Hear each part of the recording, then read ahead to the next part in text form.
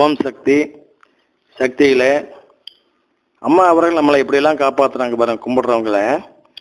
என்னுடைய நண்பர் சிவகுமார் வந்துங்க ஒரு சமயம் அம்மாட்ட போகும்பொழுது அம்மா சொன்னாங்க, சூளத்துக்கு பணம் கட்டுன்னு சொல்லி சொன்னாங்க. அதான் மாதிரி இவர் உடனே பணம் கட்டிட்டு வந்துட்டாருங்க. சூள வேலையும் செஞ்சு முடிச்சுட்டாருங்க.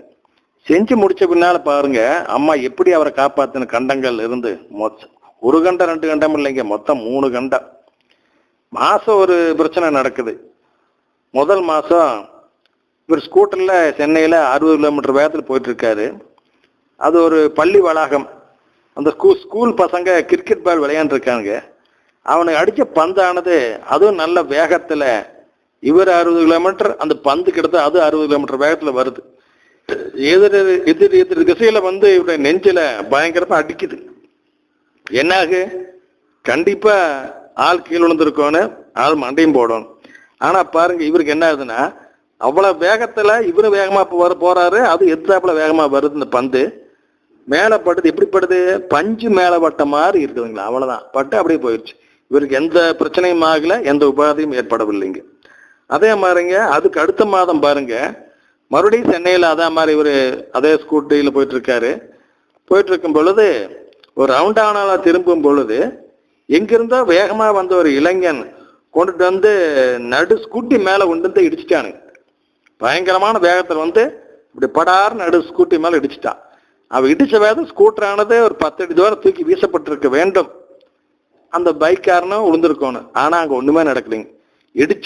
இடிச்ச காயம் எல்லாம் பெரிய இரும்பு தடியில் அடிச்ச மாதிரி ஸ்கூட்டர்ல அப்படி இருக்குது. ஆனா இவருடைய வண்டி கீழே சாயவே இல்லை, இவருக்கு ஒண்ணுமே ஆகல. அப்படியே இவர் அப்படியே கொஞ்சம் கூட தடுமாறாம அப்படியே போயிட்டாரு.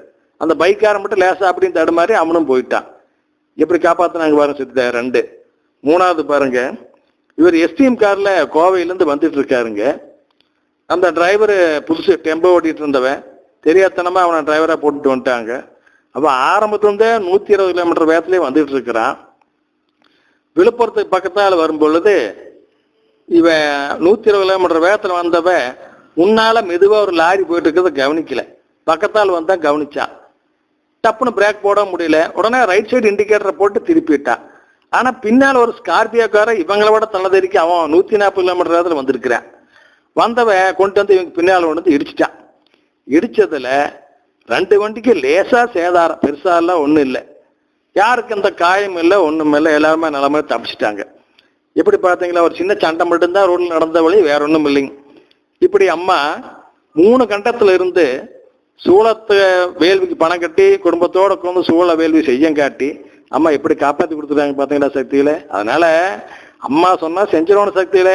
பணக்கணக்கு மனக்கணக்கெல்லாம் வேண்டாங்க, அதெல்லாம் நம்மளுக்கு ஆபத்தா முடியும். அதே மாதிரி பாருங்க சக்தியில இன்னொரு தடவை ஒரு பெண் நாய் ஒன்று ஆசையா வளர்த்திட்டு இருக்கிறாங்க. அந்த நாய் மேல ஒரு டெம்போ ஏறி போயிடுச்சு, லோடு டெம்போ. இப்ப நாய் ரத்தத்தை ஊத்திட்டு கிடக்குது. ஆனா அவங்க அம்மா பக்தர்கள் என்ன பண்ணாங்க, உடனே அந்த நாயை தூக்கிட்டு வந்து அதுக்கு டாலர் கட்டி விட்டு கலச தீர்த்தம் கொடுத்து அந்த நாய்க்கு மறுபடியும் ஃபர்ஸ்ட் எய்ட் எல்லாம் பண்ண காட்டி 2 ரத்தமெல்லாம் நின்று போச்சு. 2 நாள்ல டெம்போ ஏறி அந்த நாய் பொழைச்சிக்கிச்சு. எந்த உபாதையும் இல்லை. நாய் வளர்ந்து நல்லா இருக்குது சக்தியில.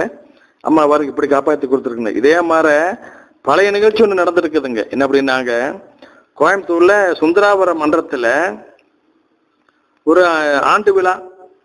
அப்போ எல்லாரும் பரபரப்பா எங்கும் பொழுது அது பக்கத்தால ஒரு நாய் இருந்திருக்குதுங்க, நல்ல பெரிய நாய், வெள்ளை கலர் நாய்.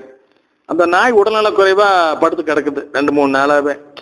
அட கோயில விசேஷம் நடக்கும் பொழுது அந்த நாய் இப்படி கிடக்குது, இதை பொழைக்க வச்சலாம்னு சொல்லி அங்குள்ள சக்தியில் ஒரு சிலர் கலசயத்தை கொண்டு அதை வாயில் ஊற்றி இருக்கிறாங்க. அதை 3 முறை குடிச்சு போட்டு அது மண்டை போட்டுருச்சுங்க. அவ்வளவுதான். இவங்களுக்கெல்லாம் ஒரே பயமா போச்சு. என்னடா அது, புல்லாறு விடிக்க போய் குரங்கான கதையா போச்சே, நாய் செத்து போச்சே, எல்லாரும் நம்மளை தப்பா பேசுவாங்களே, அம்மாவை தப்பா பேசுவாங்களே, அம்மா காப்பாத்துறப்பெல்லாம் கொண்டு ஓட்டுதே, இப்படின்னு நினைப்ப அப்படின்னு எல்லாம் பல மாதிரி மனசை குழப்பிட்டு கிடக்குறாங்க.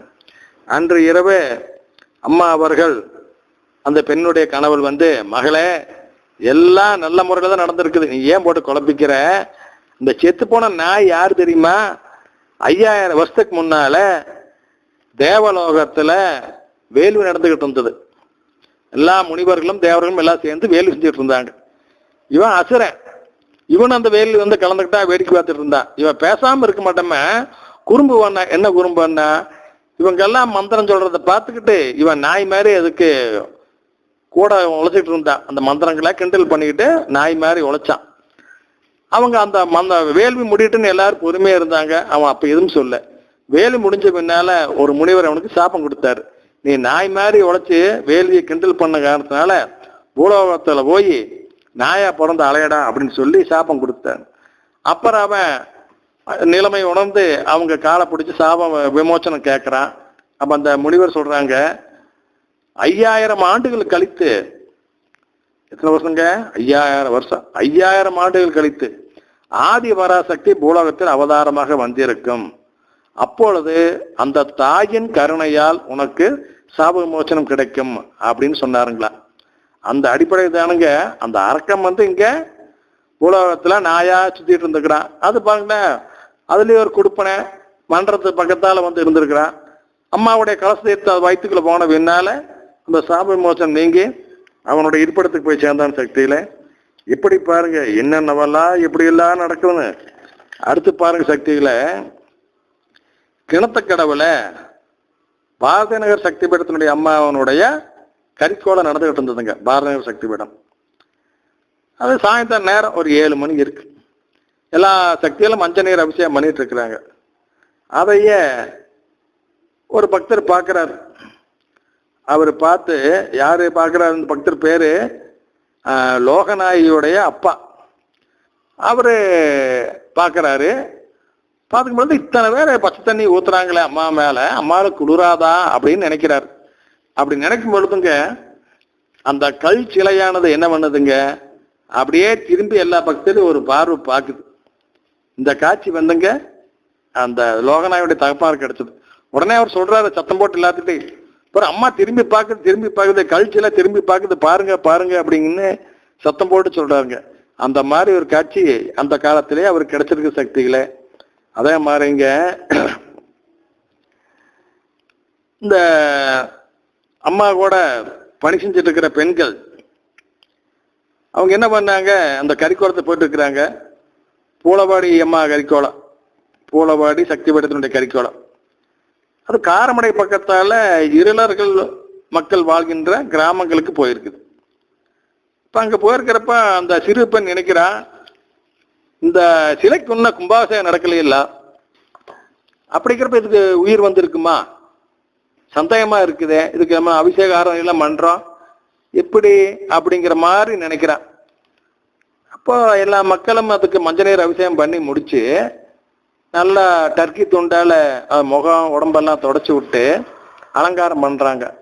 அலங்காரம் பண்ணி முடிச்ச பின்னால பார்த்தா இந்த பெண் நினைச்சா இல்லைங்களா, இது உயிர் இருக்குதா, இன்னும் கும்பாபிஷேகம் ஆகலையே, எப்படி சக்தி வந்திருக்கு அப்படின்னு.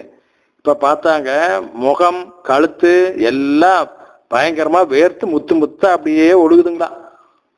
பார்த்து ஆச்சரியப்படி தொடச்சு விட்டா மறுபடியும் அதே மாதிரி வேர்க்குதா மனுஷனுக்கு கேட்டவே. அப்புறம் மன்னிப்பு கேட்டாங்களா, அம்மா தெரியாம சொல்லிட்டு மன்னிச்சுக்கம்மா, நீ உயிரோடு இருக்கிறீம்மா, அவங்க மன்னிச்சுக்கம்மான்னு சொல்லி மன்னிப்பு கேட்டாங்க சக்தியில.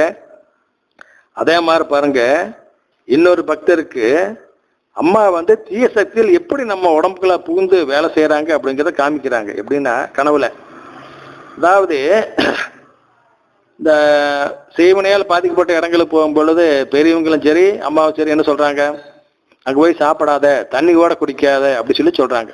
நான் என்னுடைய அண்ணி இருந்தப்ப கூட அந்த வரலாறை சொல்லியிருக்கிறேன் இல்லைங்களா, தண்ணி கூட குடிக்கக்கூடாதுன்னு சொன்னாங்க. மீறி நாங்கள் செஞ்சதுனால என்னுடைய மகள் பாதிக்கப்பட்டா, பல பல கஷ்டங்களை அனுபவிச்சோம்னு சொல்லியிருக்கிறேன். அது எப்படி நடக்குது அப்படின்னா, அங்குள்ள தீய சக்திகள் வந்துங்க அந்த தண்ணியில கரைஞ்சிருப்பாங்களா, அதனாலதான் அம்மா வந்து தண்ணி கூட குடிக்கக்கூடாதுன்னு சொல்லி சொல்றாங்க. எப்படி உயிரினங்களானது பூலோகத்துக்கு வரும்பொழுது நீரின் மூலமாகத்தான் வர்றாங்க, மழை நீரின் மூலமா. அதே மாதிரி அந்த நீர் சக்தியின் மூலமாகத்தானே தாயின் கருவுக்குள்ளேயும் போறாங்க. அந்த அடிப்படையில இந்த தீய சக்திகள் எல்லாம் எளிமையாக தண்ணீரில் கரைந்து கொள்வார்களாம். அதனாலதான் நம்ம இந்த ஆகாத வீட்டுல போய் தண்ணி குடிச்சா கூட அந்த தீய சக்தி நம்ம உடம்புக்குள்ள போய் நம்மளை பாடாப்படுத்துற சக்தியில. அதனால நம்ம அந்த மாதிரி விஷயங்கள்லாம் ஜாக்கிரதையா இருக்கணும். ஓம் சக்தி.